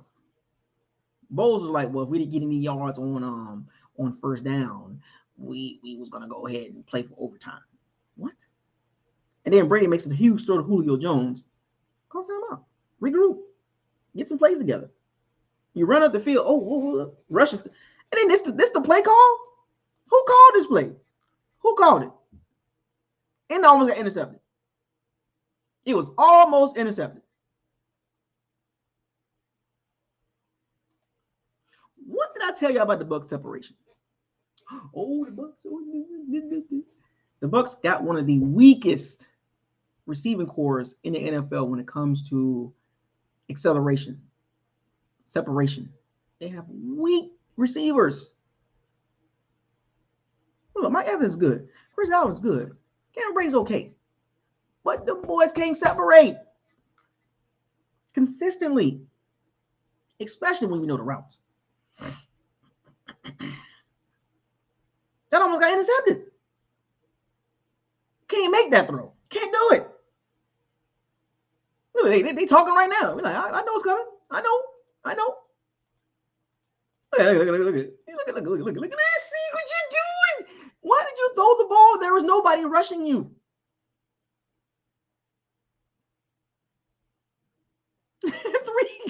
Three guys was like, we know where you're going with the ball. I'm gonna throw it anyway. This is what I was tell y'all about Bucs offense. The Bucs offense is like, it is what it is. Try to stop it. What? You can't play football. You can't call offense like that. You gotta have something different. You can't say, we're just gonna line up, we're just gonna beat you with what we do. I don't care. I don't care if you know it or not. We still gonna beat you with it. I don't care if you know where the receiver going. We still gonna throw the ball. I mean, almost got intercepted. And what you doing? Not a Hail Mary. Jesus Christ. Awful.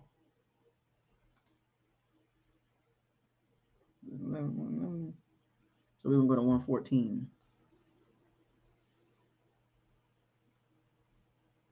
114.41.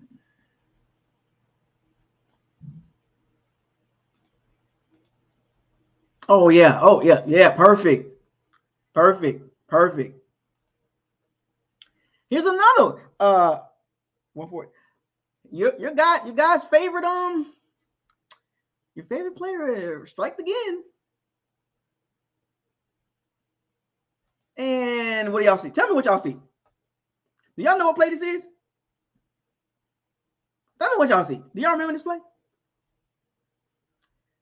But you got those folks out there be like, but PFF said that the Bucs O-line is top 10. Hashtag, what did your eyes tell you? Hashtag, what did your eyes tell you? Hashtag, what did your eyes tell you? Do y'all remember this play right here? Crunch time.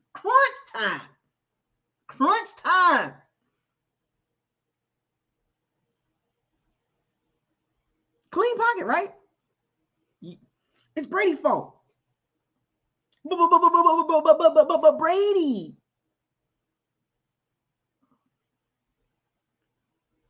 Does anybody see what I see?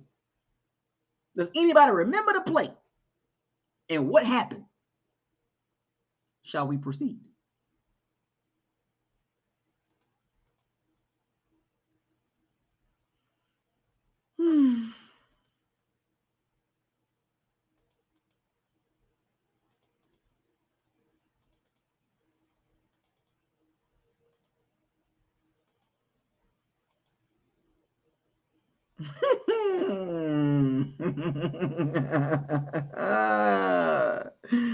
Woo-wee.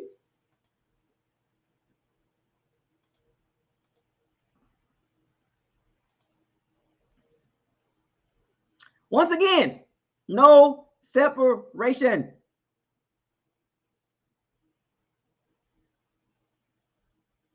That was illegal hands to the face. It wasn't a hold. It was illegal hands to the face. Hashtag, which I tell you, illegal hands to the face, not a holding call. But as you can see, the Bucs receivers, once again, no separation, no separation. A typical Godwin crossing route, and Scotty too high running deep. Same old. Julio Jones, Fabio out, Godwin coming across the middle. Same old. Rashad White improvised. Got him. Broke it down too. But good old Donovan Smith, though. Oh, my goodness. Strikes again, didn't he? Oh, Donovan Smith, boy. Strikes again. Number 76. Illegal hands to the face. Right here, folks. Why did you? Why he just can't get out of it? He just gets on my nerves. Donovan Smith gets on my nerves, man. He just, good guy too, man. He's a good guy. Family guy, humble, but he's just so frustrating, man. I mean, come on. Your hands to the face at that moment. You can't get low. Be the lowest man. Get lower than your man. Nope.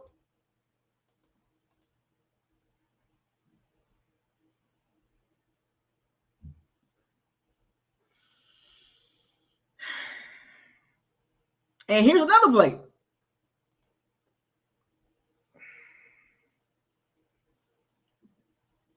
But oh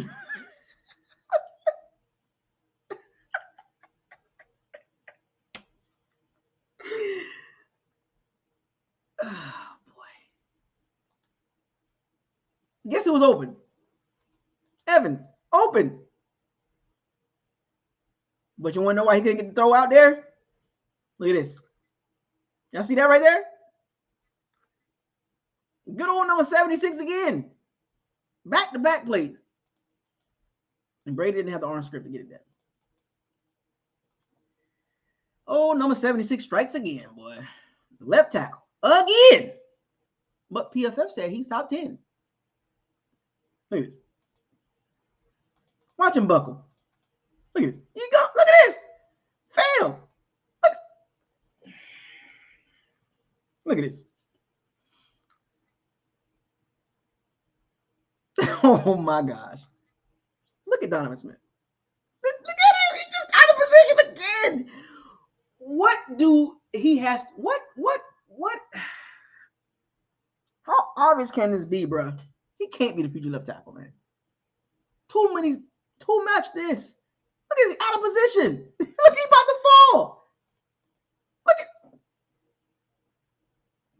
And you see Mike Evans right here? Look at Mike Evans. He about to get right here, wide open for the first down. Look at this. Oh my goodness. Look at this dude. Look at this clown.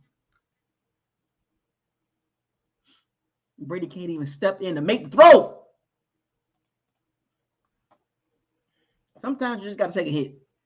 I was telling Brady sometimes just take the hit. Take that hit and make that throw. But I get it. Number 76. Just messing it all up.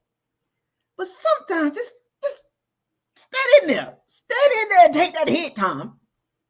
Put some oomph on that ball.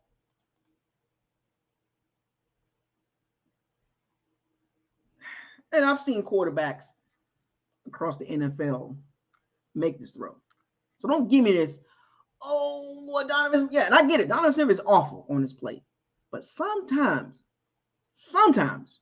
you got to step in and make that throw and take a hit. And these are the moments where I see Tom Brady kind of like the 45-year-old Tom Brady.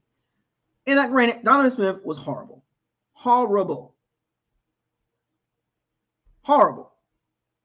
But sometimes you got to overcome that. Step in and make that throw. So I'm going to give a lot of the blame to Donovan Smith, 76, left tackle, whatever you want to call it. I'm going to give a small percentage to Brady because that's too open of a receiver for you not to make that throw. He's too open. Step into the throw and take the hit. Take the hit, man. I've seen a lot of quarterbacks get hit like that and make that throw. It's going to hurt. Trust me. It's going to hurt. Look at that. Ooh-wee. But you got to make that. He was wide open. Step in and make that throw, man.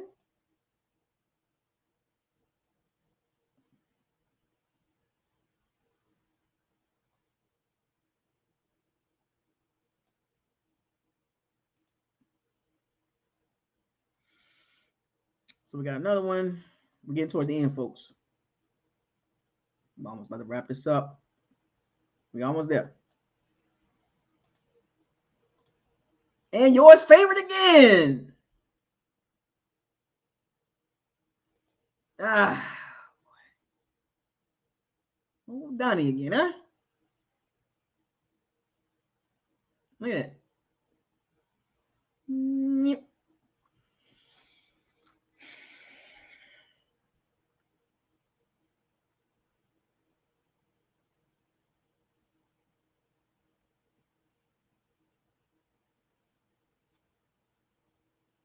Here. See this? Here. All game long. Here.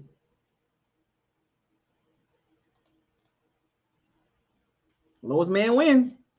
And we kept blocking this dude one-on-one. Like in the crunch time, blocking this dude one-on-one. They got 3 guys over here. Two of these guys should be over here, man. One of these guys should be over here. I don't know why the Bucs block like that. Thinking Donovan Smith can hold up?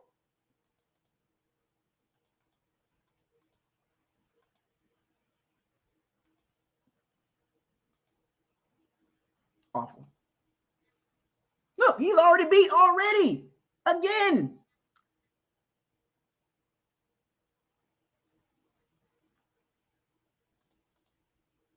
The receivers haven't even turned their heads yet, and this knucklehead beat again. Donovan Smith was awful this game. He was totally awful. Bum. I mean, good God, the receivers ain't even turned their head yet. Fam. And that article I'm telling y'all about the Bucs flaws. At the end of the article, it also said that the Bucs are putting too much. They're putting too much on Tom Brady. They're it's like the Bucs don't have any answers outside of Tom Brady. It's like, please save us, Tom. And that's putting a lot of pressure on Tom. And Tom is trying to overcome the coaching and the lack of what he likes out there on the field and the play calling. But it's like, that's too much on a 45-year-old quarterback's shoulders. I don't care who you is. You could be 25-year-old quarterback. You just can't do that. That's football is a team sport. And depending on one player to win you the game, that's not great game planning or coaching or in-game decisions. And the lack of playmakers the Bucs have around him in this system is it's not doing any justice. And y'all seen it this game. Y'all seen it. It's awful. I mean,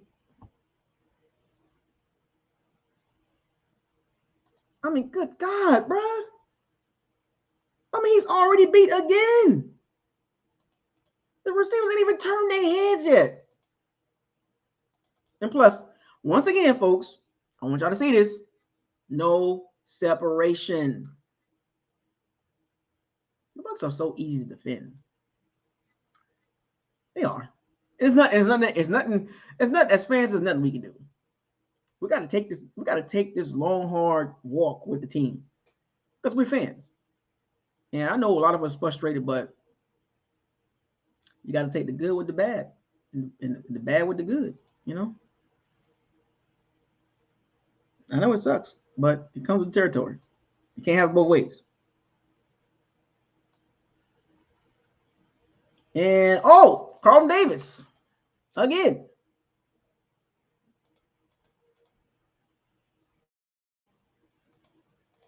Oh boy, Carlton Davis, bro.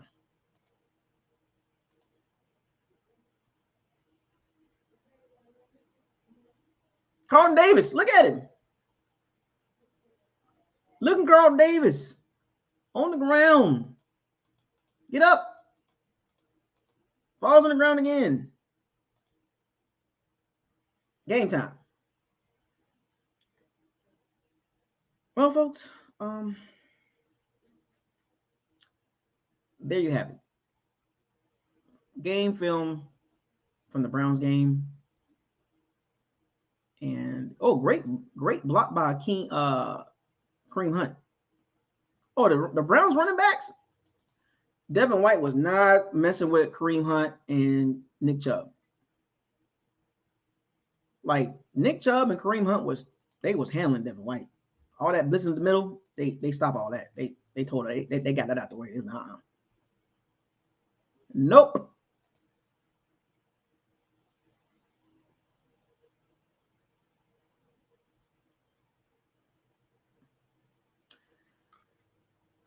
Well, folks, as you can see, as I let this play, the Bucs have major problems. Week 12, week 13, well, it is what it is. Not too much the Bucs can do as far as to improve. I mean, Russell Gage, will he help? Will Kyle Rudolph help? But yeah, it's pretty much an awful loss. It's just as bad as losing to the Steelers and the Panthers. And I don't know what the Bucs gonna do moving forward. I really don't. I don't have my confidence levels.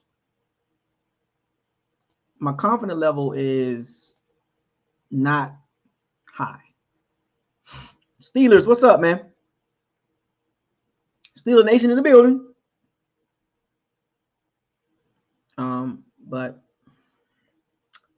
the Bucs got major problems, man. And I just don't see them.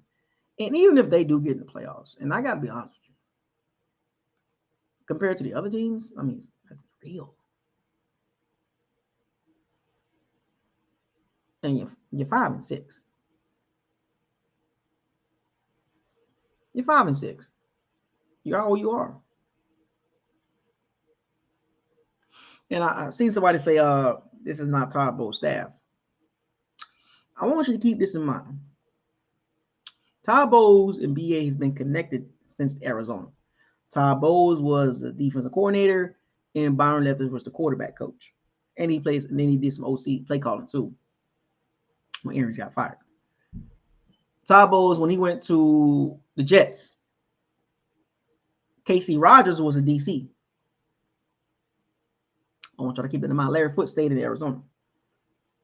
So everybody you see on the staff is connected to Bruce Arians. They all have connected ties. Todd Bowles has connections with everybody on that staff. Clyde Christensen, Tom Moore. Like these guys been with each other since Arizona. So when you say it's BA's people, it's Todd Bowles people too, because they all came up together. They all was in Arizona together. Harold Godwin. So Some of those guys was with him in the Jets in prominent roles. So it is what it is, folks. The same mentality has crept its way to the Bucs. And the rest of the season is going to be rough, folks. Because we got a couple of games and got one coming Monday. We'll talk about it tomorrow. The Bucs going to have to fight. They're going to have to fight. For these next 6 games, they're going to have to fight and scratch for every single one of them. Even the Carolina game. Even the Falcons game. They're going to have to scratch and claw for every one of them. And I got games circled. Saints, 49ers, Bengals. Folks, I really want you to pay attention to those games. Trust me. The Cardinals, the Panthers, and the Falcons, they all win those games. But these next 3 games, folks, I really want you to pay attention to this. If we struggle with the Browns,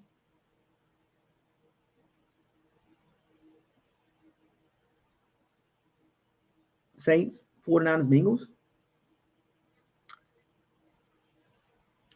all I'm saying is the Bucs got to find a way.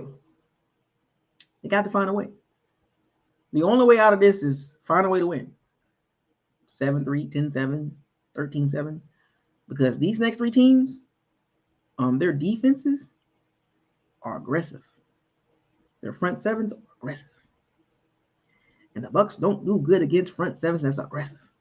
We've seen that in several games this season. And now we're at the back half of the season. When you're beat up, and you're nicked up, and the Bucs defense is going to fight. Don't get me wrong. The Bucs defense is going to put up a fight. They're going to do their job. They're going to do what they can.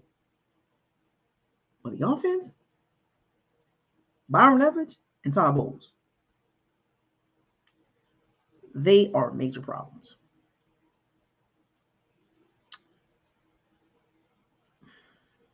I said 12-5. You can throw that out the window. Then I said 11-6. You know, my floor, right? My ceiling was 12-5. My floor was 11-6. Well, folks, we already got 6 losses. So that means the Bucs gonna have to win 6 straight. And at this point, you gotta be honest with y'all. If they win 6 straight, let's get it. You know, 11-6. I called the floor.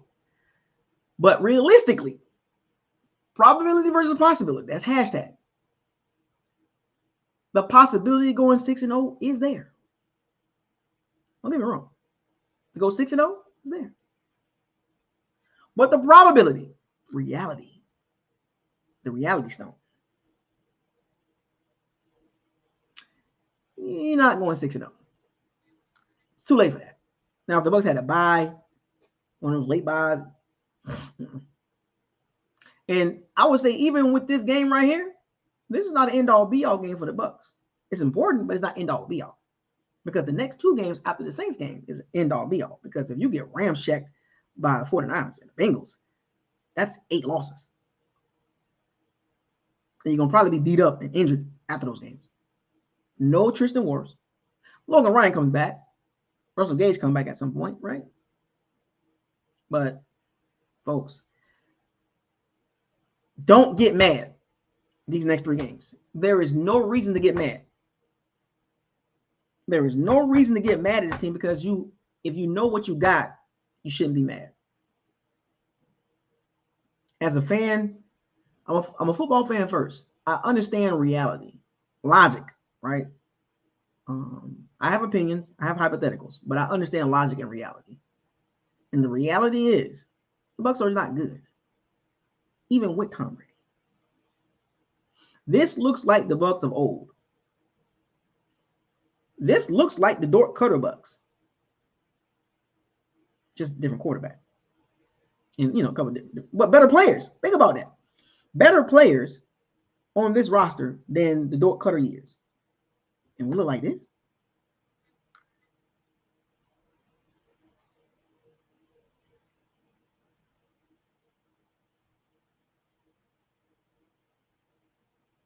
Better players with this roster, but it looks like the Dort Cutter years.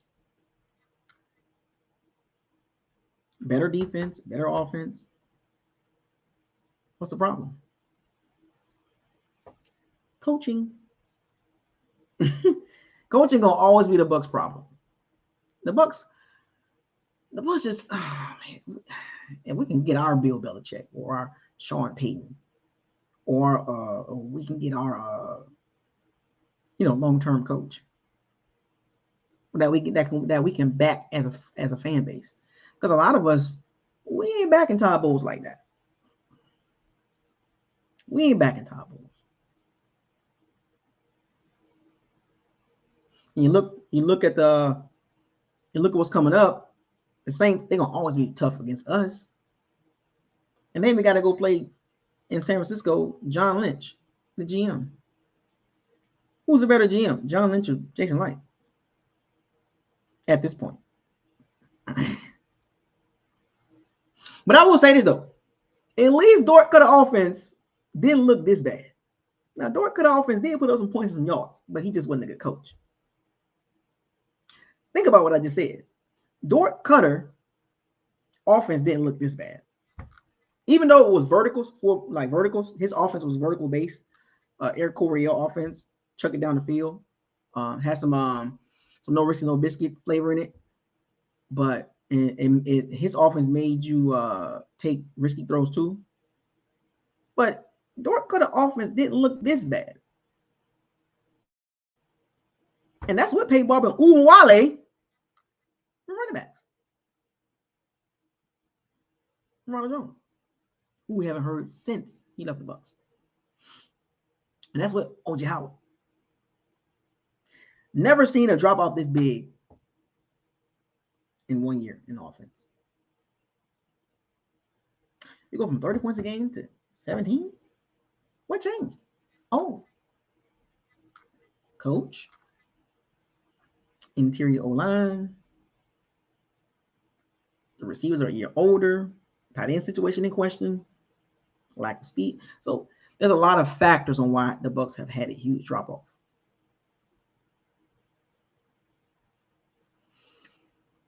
But there is hope that the Bucs can find a way to win these games. In my Liam Neeson voice, or my Morgan Freeman voice, good luck.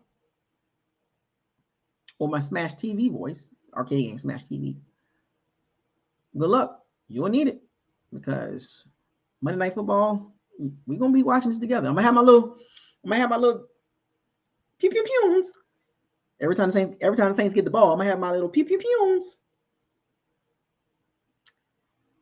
I'm sticking my neck out there for y'all, because if I'm doing all this pew pew pewing and the Bucs lose, I'm gonna get it bad.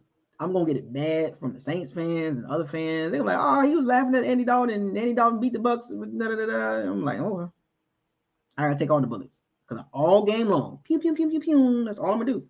Everything got the ball, pew pew pew pew, 3 and out, pew pew pew. But if he's scoring touchdowns on the Bucs, I won't be doing the pew pew pews, because I'm like, damn, like,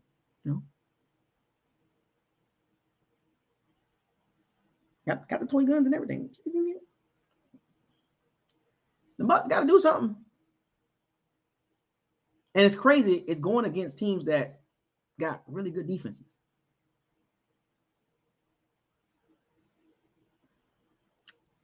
I don't know. But anyway, shout out to everybody in the locker room. Or shout out to everybody in the chat room. Sorry. No locker room talking. No, I'm not opening the locker room tonight. I got things to do. But shout out to everybody in the locker room that came to the locker room yesterday. And shout out to everybody in the chat room. $1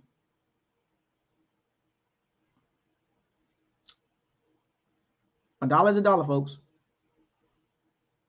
We just saw it on film. And the Bucs are exactly what their record are. They are a below average team that, if things go really bad and it's on the brink, the Bucs can be picking in the top 15, which means we can get a quarterback. If the Bucs finish with a record, that's close enough to get a quarterback, right? Or an elite player. We need some juice, man.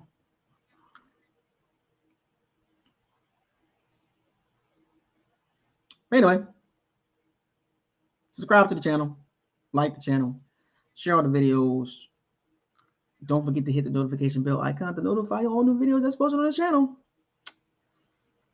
With that being said, fire those cannons. Seize the day. Raise the flag. Hashtag no risk it, no biscuit. Might as well risk it now. What you got to lose? 5-6. Hashtag no risk it, no biscuit. Hashtag facts over feelings. Hashtag bombs away.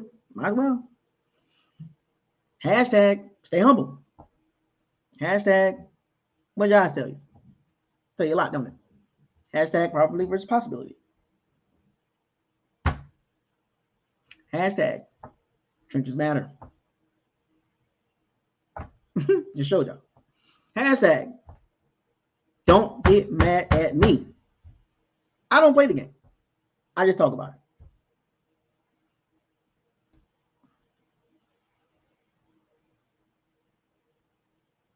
Trenches matter. Hashtag trenches matter. Hashtag fire the cannons. FTC. FTC. FTC. And hashtag Super Bowl the bus. That ain't changing, folks. The Bucs will make it to the Super Bowl. Ooh, that's a wasted year with Tom Brady at quarterback.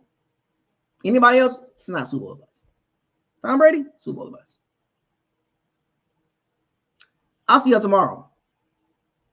Bucs versus Saints at Ray J. Preview video tomorrow. That's going to be fun. Don't want to miss it. Y'all have a good night. I'm out.